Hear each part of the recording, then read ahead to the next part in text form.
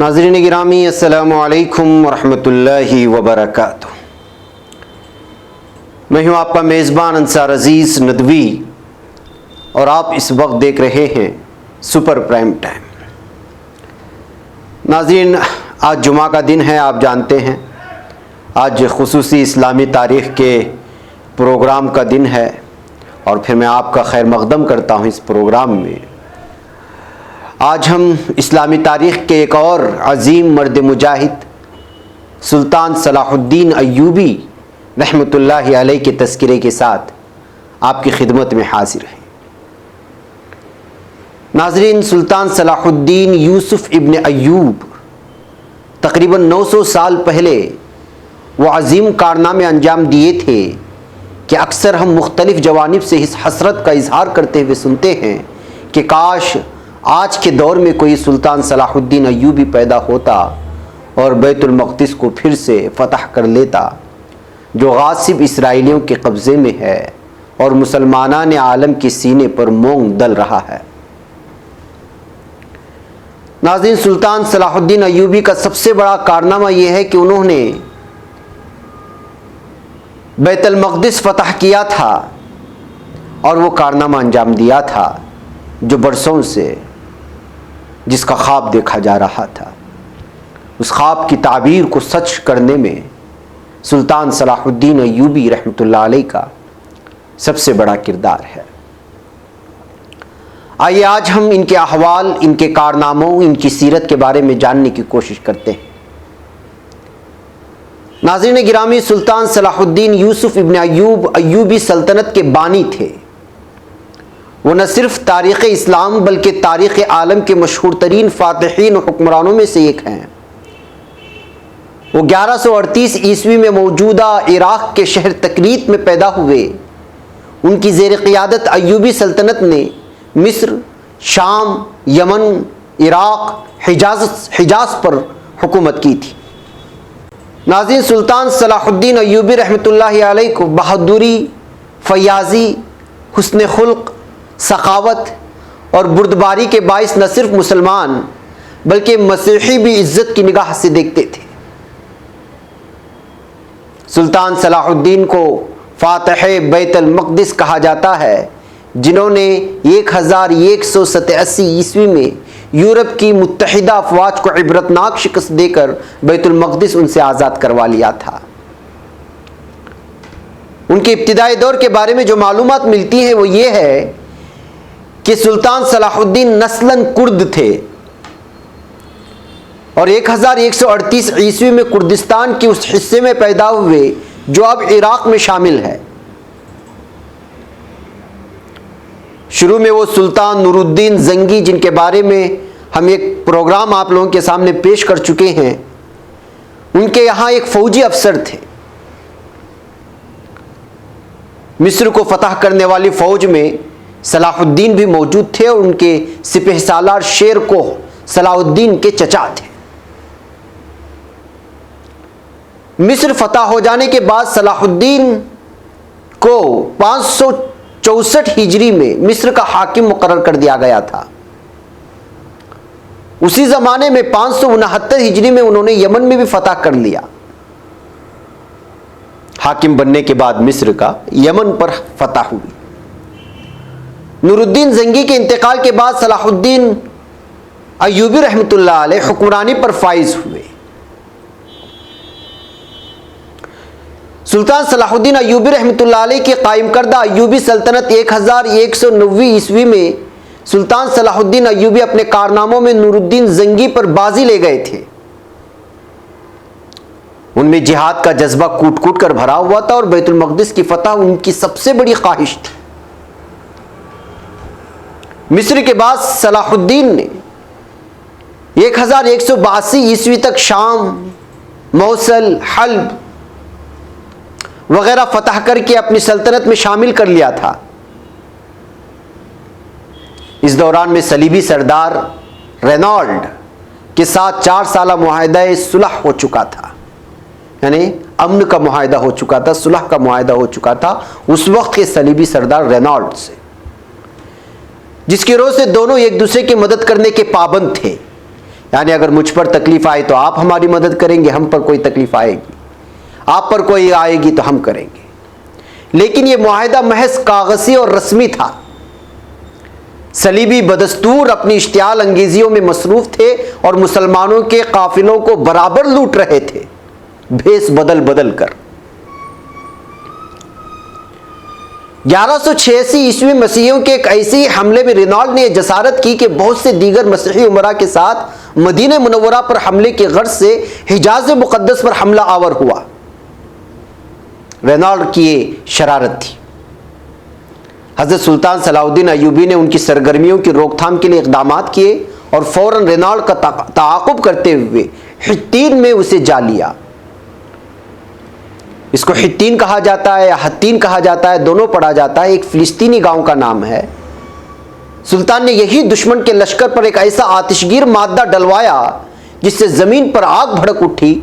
चुनांचे इस आतिशी माहौल में 1187 ईस्वी को हित्तीन के मकाम पर तारीख के खौफनाक तरीन जंग का आगाज हुआ, जिसे जंग हित्तीन, बैटल ऑफ हत्तीन कहते हैं।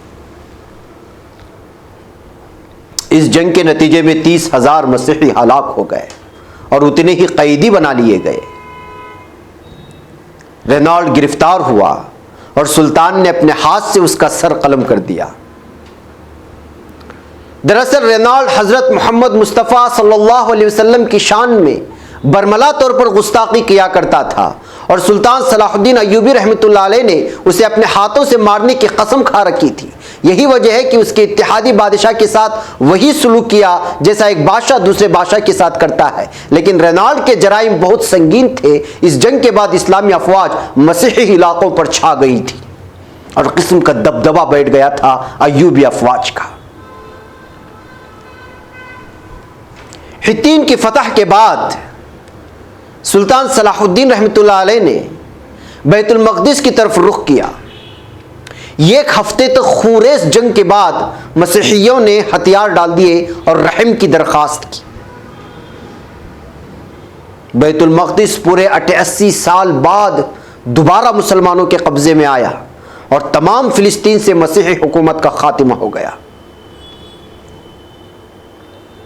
बैतुल मक़दिस की फतह सुल्तान सलाहुद्दीन अय्यूबी रहमतुल्लाह अलैह का अज़ीमुश्शान कारनामा था। उसने मस्जिद अक़सा में दाखिल होकर नूरुद्दीन ज़ंगी का तैयार करदा मेंबर अपने हाथ से मस्जिद में रखा।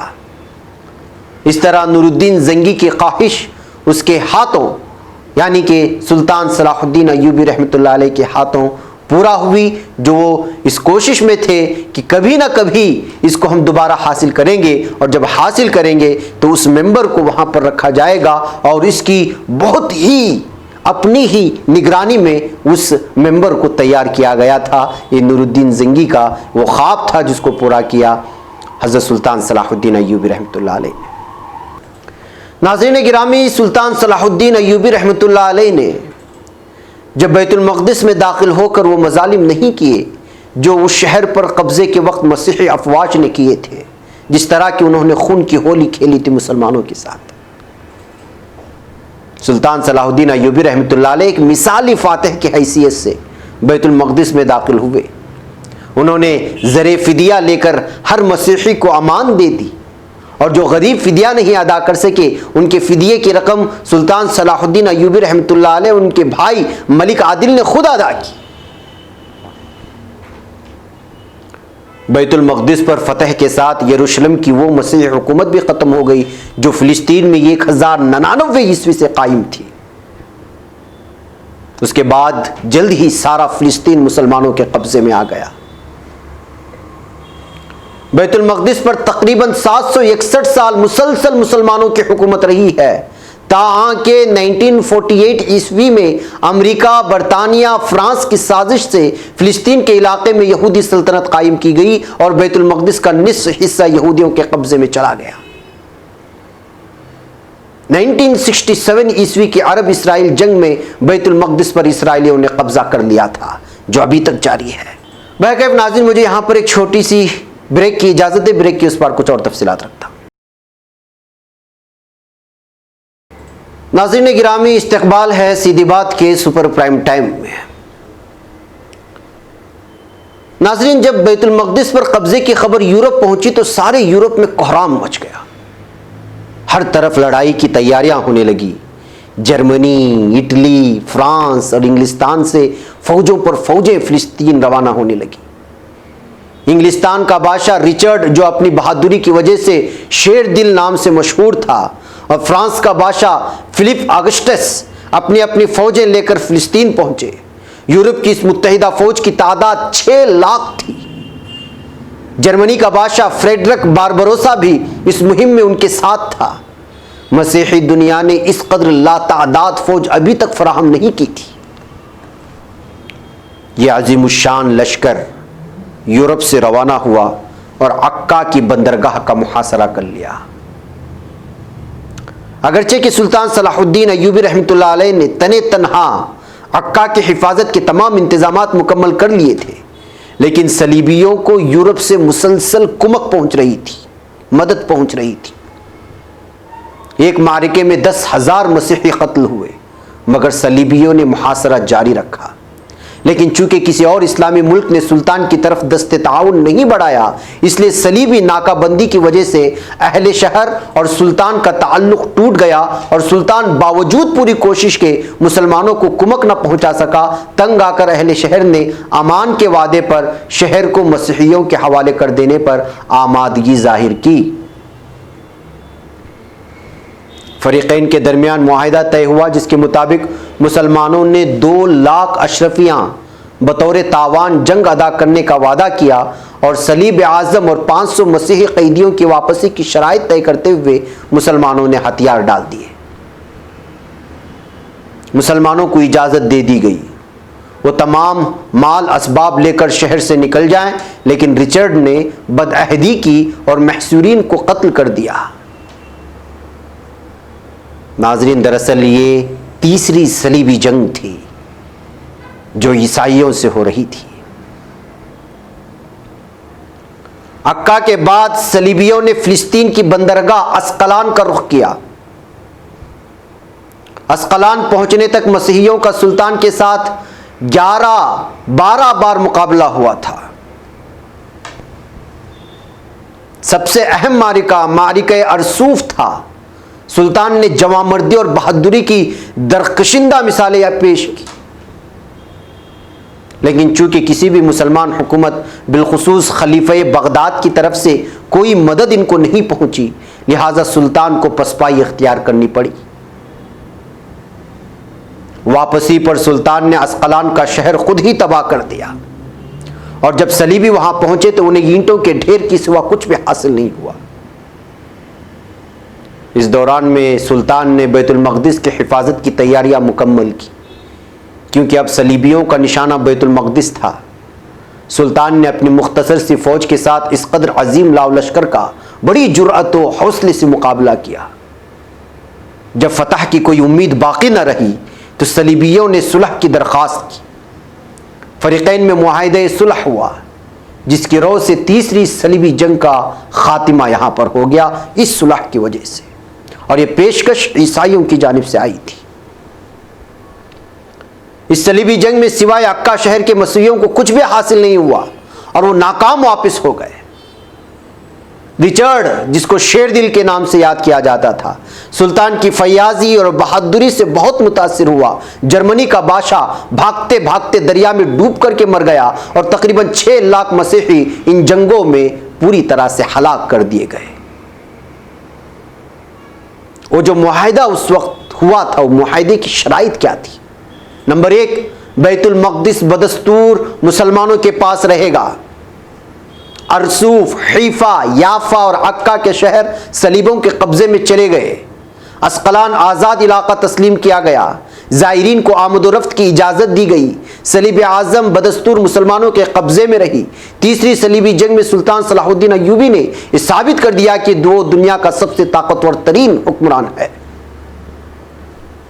जी हाँ नाज़रीन, एक तरफ ये फतुहात थी तो दूसरी जानिब उनके अखलाक कैसे थे। वो बहुत ही बहादुर और फयाज वाक़े हुए थे।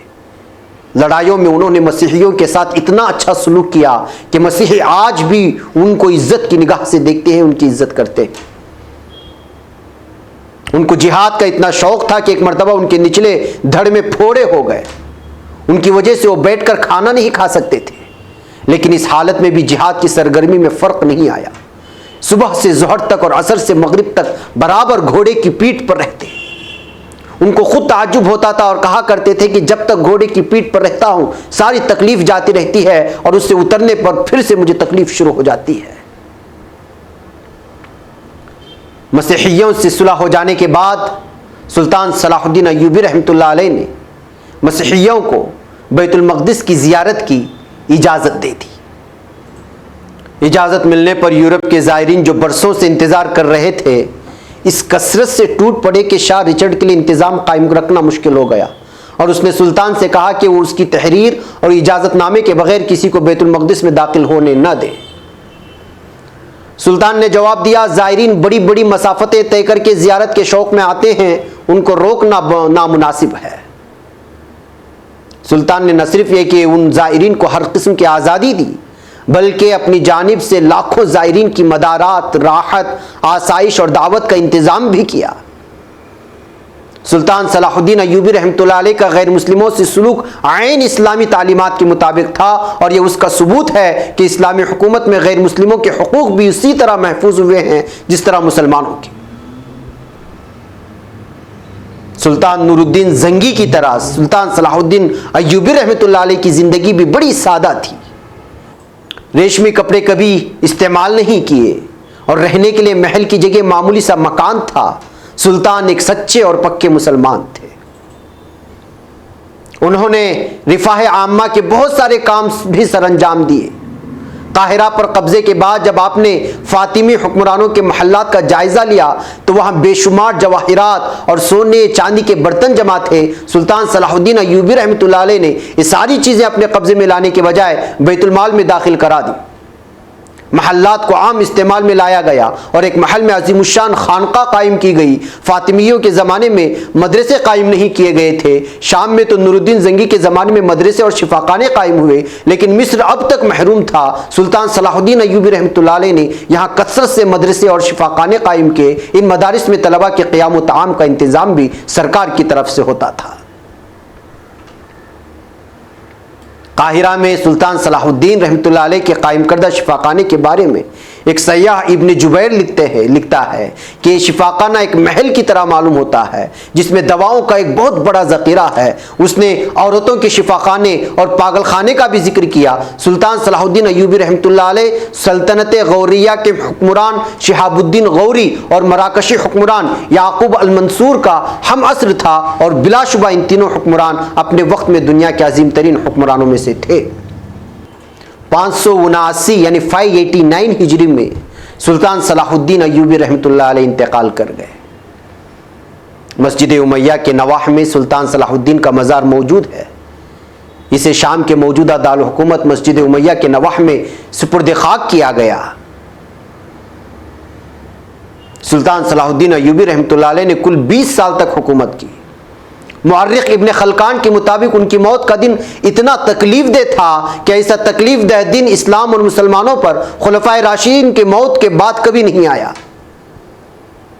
मौजूदा दौर के एक अंग्रेज मुअर्रिख लेन पोल ने भी सुल्तान की बड़ी तारीफ की है और लिखता है कि इसके हम असर बादशाहों और उनमें एक अजीब फ़र्क था। बादशाहों ने अपने जाहो जलाल के सबब इज्जत पाई और उसने आवाम से मोहब्बत, उनके मामलात में दिलचस्पी लेकर हर दिल अजीज़ी की दौलत कमाई। सुल्तान सलाहुद्दीन अय्यूबी की कायम करदा हुकूमत उनके वालिद नजमुद्दीन अय्यूब के नाम पर अय्यूबी कहलाती थी। सुल्तान सलाहुद्दीन अगरचे एक दानिशमंद और काबिल हुक्मरान थे, लेकिन वो खुद को रिवाजी तसव्वुर से आज़ाद न कर सके। खिलाफत के हकीकी तसव्वुर को अब मुसलमान माशरा इस हद तक भुला चुका था कि नूरुद्दीन और सलाहुद्दीन जैसे हुक्मरान भी मुल्कियत के अंदाज में सोचते थे। जानशीनी के मामले में सुल्तान सलाहुद्दीन ने वही गलती की जो सबसे पहले हारून रशीद ने की थी और सल्जूकियों के बाद से तमाम हुक्मरान करते चले आ रहे थे। उसने ज़माने के गलत रिवाज के तहत अपनी सल्तनत 3 लड़कों में तकसीम कर दी। नतीजा यह हुआ कि ताकतवर सल्तनत तकसीम होकर कमज़ोर पड़ गई। फिर भी अय्यूबी ख़ानदान के उन चंद लायक हुक्मरानों में, जिनमें सुल्तान सलाहुद्दीन साहब के भाई मलिक आदिल और उनका लड़का मलिक कामिल काबिल ज़िक्र हैं। मिस्र, शाम, हिजाज और यमन को तकरीबन 60 साल तक बड़ी हद तक मुत्तहिद रखा। 648 हिजरी में अय्यूबी ख़ानदान की हुकूमत ख़त्म हो गई और उनकी जगह तुर्क ग़ुलामों की हुकूमत कायम हुई जो ममलूक कहलाती थी। जी हाँ नाज़रीन, आज भी मुसलमान सुल्तान सलाहुद्दीन अय्यूबी रहमतुल्लाह अलैह को याद करते हैं और जदीद दौर में इसराइली गलबे के तनाजुम में हसरत के साथ कहते हैं कि काश इस दौर में भी सुल्तान सलाहुद्दीन जैसा कोई मर्द मुजाहिद पैदा होता और बैतुल मक़दिस को गासिबों से आज़ाद करा लेता। और बारहा हम इसको सुनते आ रहे हैं। महकम नाज़रीन, ये वो तफसील थी जो सुल्तान सलाहुद्दीन अय्यूबी रहमतुल्लाह अलैह के हवाले से मुख्तलिफ़ तारीख़ी किताबों से हमने इकट्ठा किया और आपके सामने रखी कि किस तरह, दरअसल ये दास्तानें लंबी हैं लेकिन हम कोशिश करते हैं कि अहम अहम वाक़यात कम वक्त में आपके सामने रखें, आप उससे फ़ायदा भी उठाएं और दूसरों तक पहुंचाने की कोशिश करें। मुझे यहाँ पर इजाज़त दें। इंशाअल्लाह अगले हफ्ते किसी और शख्सियत के साथ मुलाकात होगी। अस्सलामु अलैकुम रहमतुल्लाहि व बरकातुहू।